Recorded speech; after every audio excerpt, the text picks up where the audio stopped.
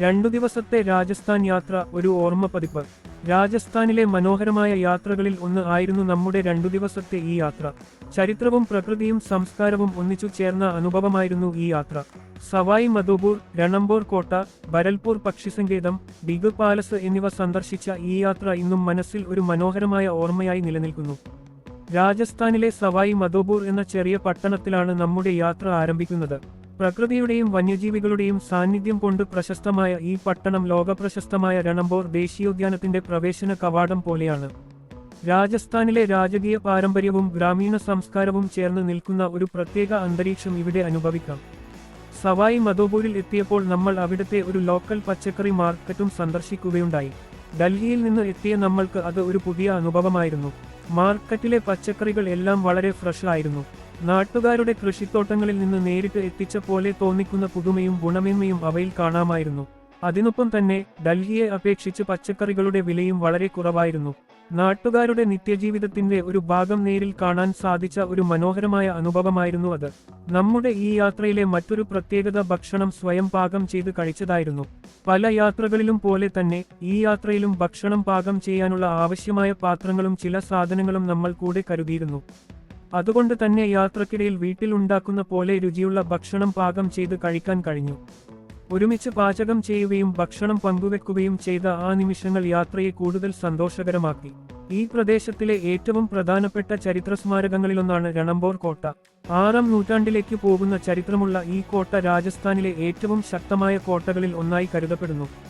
അറവല്ലി മലനിരകളും വിന്ധ്യ പർവ്വതനിരകളും കൂടിച്ചേരുന്ന പ്രദേശത്താണ് ഈ കോട്ട സ്ഥിതി ചെയ്യുന്നത്.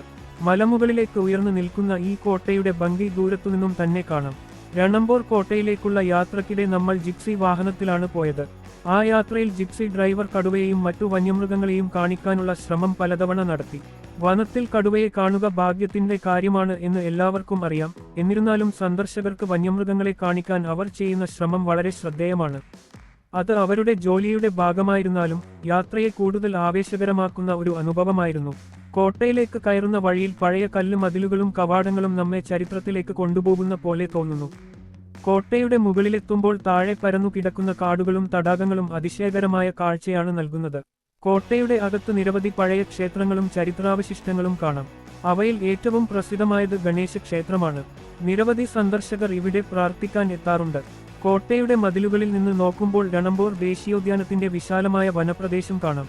ഈ പ്രദേശം കടുവകളുടെ ആവാസവ്യവസ്ഥയായതിനാൽ ലോകമെമ്പാടുമുള്ള വന്യജീവി പ്രേമികളും വിനോദസഞ്ചാരികളും ഇവിടെ എത്താറുണ്ട്. 2ാം ദിവസത്തെ യാത്ര നമ്മെ ഭരൽപൂർ പക്ഷിസങ്കേതത്തിലേക്കാണ് കൊണ്ടുപോയത്. ഔദ്യോഗികമായി കേവലദേവോ നാഷണൽ പാർക്ക് എന്നറിയപ്പെടുന്ന ഈ സ്ഥലം ഏകദേശം 29 ചതുരശ്ര കിലോമീറ്റർ വിസ്തൃതിയുള്ള ഒരു വലിയ പ്രകൃതി സങ്കേതമാണ്.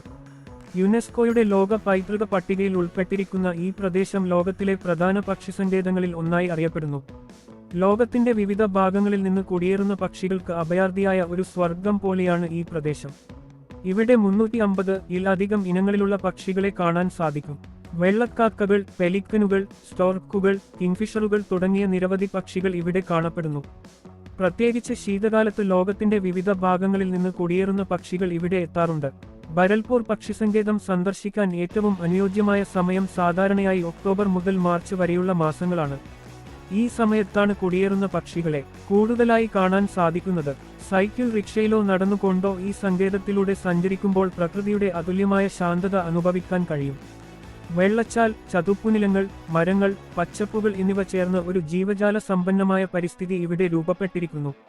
വിവിധ നിറങ്ങളിലും വലിപ്പങ്ങളിലും ഉള്ള പക്ഷികളെ കാണുമ്പോൾ പ്രകൃതിയുടെ വൈവിധ്യവും സൗന്ദര്യവും നമ്മെ അതിശയിപ്പിക്കും.